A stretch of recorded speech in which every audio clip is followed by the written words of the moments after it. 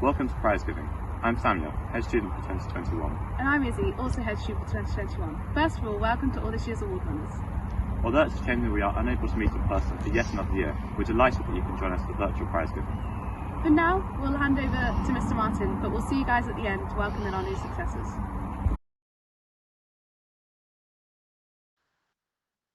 Good evening, everyone, and welcome to our annual prize giving event for 2021. I'm afraid that for the second year running, COVID-19 has forced us into the virtual realm. However, given this is the largest scale event that we hold each year, given that we were due to have former students returning from all over the country, and given the emergence of the new Omicron variant, I hope you'll understand that we thought it was better to play it safe rather than risk being the source of unwanted presence in the form of COVID-19. Tonight, we'll be recognising the achievements of students in the current year 12, the current year 13, and also students who left us this summer to go on to university or apprenticeships or the world of work. And what I'd like to stress to begin with is that the achievements of these students are, if anything, even more impressive than in previous years because of the extraordinary headwinds that they've had to face along the way. Although the externally assessed GCSEs and AS levels and A levels were once again cancelled, these young people still had to sit a full set of rigorously assessed internal tests to provide robust evidence for the teacher assessed grades that they were awarded. And what's more, they had to learn and prepare for those assessments throughout the most disrupted year and a half in recent educational history, with, of course, substantial periods of remote learning from home. The silver lining, I think, is that in doing so, they've had to develop deep reserves of resilience and self-discipline and self-motivation that I'm sure will serve them well in the future, whether that's coping with the demands of far more independent learning at university, or perhaps becoming even more skillful at managing distractions if they find themselves home working in the future, as is becoming more prevalent in society. These softer skills and attributes have been particularly evident in last year's senior student leadership team, who deserve particular recognition for their work in leading the student body through these tough times. And whether it was sourcing and installing the biggest Christmas tree to ever grace the JMC, or presenting a live weekly show during the lockdown to the student body, or contributing to our work to tackle all forms of peer-on-peer abuse, this senior student leadership team has again set a very high bar. They're going to be a very hard act to follow. Finally, let me pass on my personal congratulations to every single prize winner this year. Although we can't provide you with that in-person recognition that you deserve, I do hope that doesn't diminish the genuine pride that you should be feeling in your achievements. Do enjoy the rest of the event, and I wish you all a happy and a healthy Christmas and New Year. Thank you very much, Mr. Martin. Now we're on to the awards. For those in year 12 and 13, the awards will be handed out after the Christmas holidays. For those who left us last year, you can expect the awards in the post soon. The next will be displayed on a slideshow with music from former student and head girl Katia Bunker. Thank you.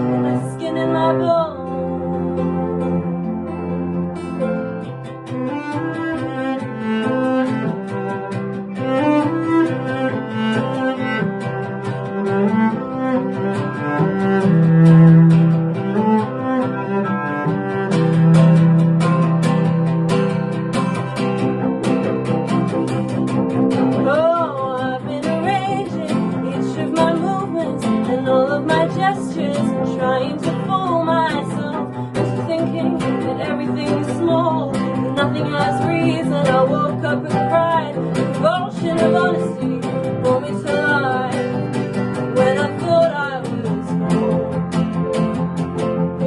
Can't put a lie in the mouth of a soul.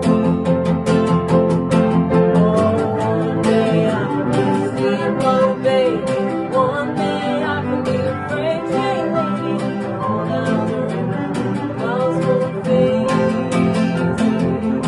Oh, I wish I was better at being alone. I always end up calling you on the phone. Oh, I wish I was more than my skin and my bones. Oh, I wish I was more than my skin and my bones. One day I can be a steamboat baby, one day I can be a freight train lady, roll down the river, miles won't faze me. Oh, I wish I was better at being alone. I always end up calling you on the phone. Oh, I wish I was more than my skin and my bones.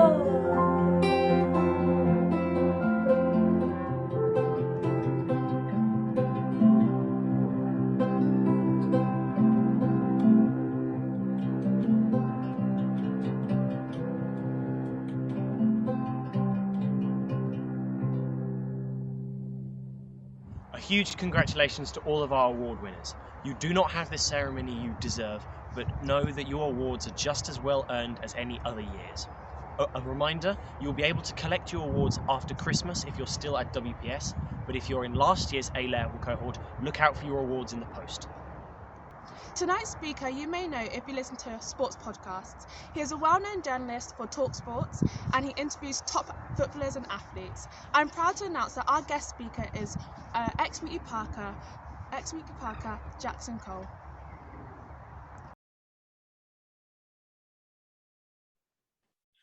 Hello, my name is Jackson Cole and I was a pupil at Wheatley Park from 2006 to 2013. I have many great memories from my time at Wheatley Park. One of them was being elected head boy in 2011, and that gave me a different perspective and showed me just how hard the teachers worked at school. And I'm delighted to have been asked to talk to you. I live in London now, working as a sports journalist for TalkSport. I could talk all day about football, and in particular about Liverpool, which I know is Mr. Pearson's team too. But Mr. Pearson suggested I might like to refer to the school's values: everyone learning, everyone caring. And this got me thinking about when I was a student at Wheatley Park, and I want to share with you a couple of examples of how this school shows how they cared and nurtured me, and how I learned some important lessons in life. I was always a keen sportsman at Wheatley Park, and I played for the football and cricket team. I also represented the school at cross-country and athletics events too. And one day my mum came to school to pick me up after an athletics training session, but there was no sign of me anywhere. She hastily found Mr. Pearson, and within minutes a search party was launched with several members of the PE department sent in all directions to find me. They checked the whole school, including the changing rooms, thinking that they'd perhaps accidentally locked me inside, but I wasn't there. The teachers were drawing a blank, but still they searched. Time ticked on, and my mum was becoming increasingly frantic. It was time to dial 999. I'd clearly been abducted, and was probably being driven fast over the Oxfordshire border to be handed over to some traffickers, like in that film, Taken. My mum's phone then rang, and it was my number calling. But just as she was gearing up to do her best Liam Neeson inspired, "I will find you, and I will kill you," vow to my captors, she was stopped in her tracks by my free and easy inquiry. "What's for dinner? Where are you? At home? Why? How? Dad picked me up?" The phone line went dead. Cue a highly embarrassed mother, laughing nervously, apologizing profusely to the entire PE department, backing away slowly and thanking everyone for their sterling work. She's never forgotten the kindness of the staff that afternoon and the calm professionalism that was shown. And most of all, she really does appreciate that they all didn't fall about laughing when they heard about what had happened. A fine example of everyone caring. And it was no laughing matter back at home either. Dad and I got the silent treatment, and I had to make my own dinner that night. For me, I learned that communication is key, and that Nigella does a cracking buttermilk roast chicken. I tell a lie. I ordered in some Domino's, but I had to pay for it out of my own pocket money. Then there was the occasion when I and a team of fellow A-level students organised a PTA quiz night. Others were tasked with setting up the hall, selling the tickets, organising refreshments, while my one job was to put the questions together. I learned quickly to delegate the task and got the whole family involved. Mum, dad, uncles, aunts, cousins, grannies, and granddad thinking up questions. My granddad, who obsessed over British politics the same way I do football, came up with some killer questions that no one knew the answer to. One of them making a room of 150 odd people go silent as all the participants looked at each other blankly. I did do some work myself though. The first round of the quiz was a picture round where I used photographs of various things that were visual clues to represent famous names. For example, there was a photograph of the Buttercross in Whitney and NASA's Space Center in Houston. Whitney, Houston. I was required to print one copy of the picture round from home to then give to the school's administrators, who would print off enough copies in colour to provide one for each team. However, I forgot to bring that key copy to school with me and came to this realisation at break time on the day of the quiz. So I had to be excused from a politics lesson to go home and get it. Bit forgetful of me, but everyone was happy in the end.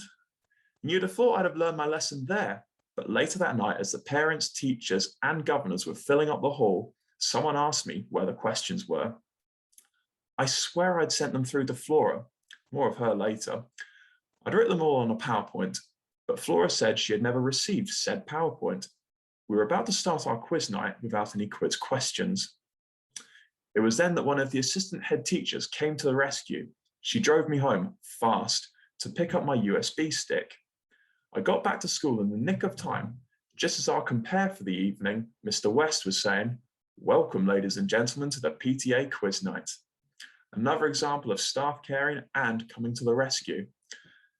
But did I learn to be more organised, less forgetful? Sadly, no. On the trip to Berlin, I was entrusted with the role of looking after the prize camera that belonged to my politics teacher. Incidentally, he was the politics teacher who let me rush home. My job was to film various parts of the trip. I was pretty chuffed that I was given this very important job. I felt responsible, and it felt good that my teacher had trust in me. We touched down safely in Berlin, and just as I was about to go through passport control, I realized that I didn't have the camera. I approached my teacher with trepidation. "Sir, I've left your camera on the plane. Should I get it?" His reply was simple and direct, "Yes." So I ran. I found a member of security and explained in slow English what I'd done. I pleaded, I begged, and miraculously, she took pity. I was escorted back onto the plane and retrieved the camera, which was sitting on the seat I had occupied. I was then escorted back off the plane through security and rejoined the Wheatley Park party. Unsurprisingly, I was taken off camera duty and the role was handed over to Flora, the really sensible girl I mentioned before. Nothing more was said on the matter, which, when you think about it, was pretty good of my teacher. Such restraint, such calmness, another lesson learned for me. I had my mind pretty set on becoming a sports journalist from an early age, around 15 or 16, but I knew it was important to work hard at school and go to university so I could get a degree and have something to fall back on if my journalism plans didn't work out. The teachers at Wheatley Park were truly inspirational, heroes every one of them. They brought learning to life, and I especially loved my A-level subjects. Well, most of them. There were times when I struggled in English Lit, particularly with the Gothic novels. I just felt if The Castle of Otranto, a book about well,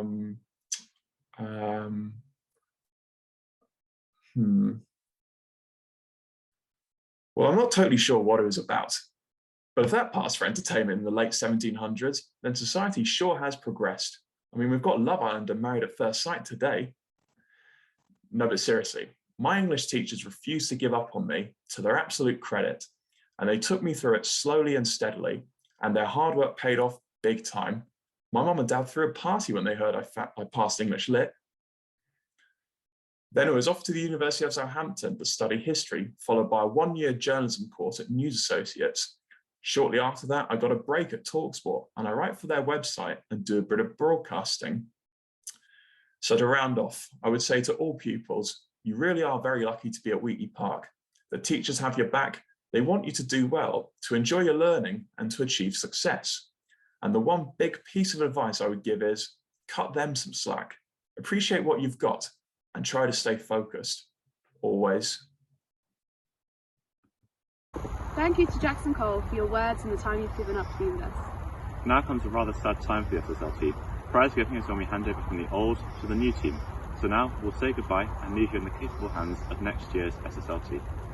Please enjoy this final message from the 2021 Senior Student Leadership Team. RIP to the SSLT.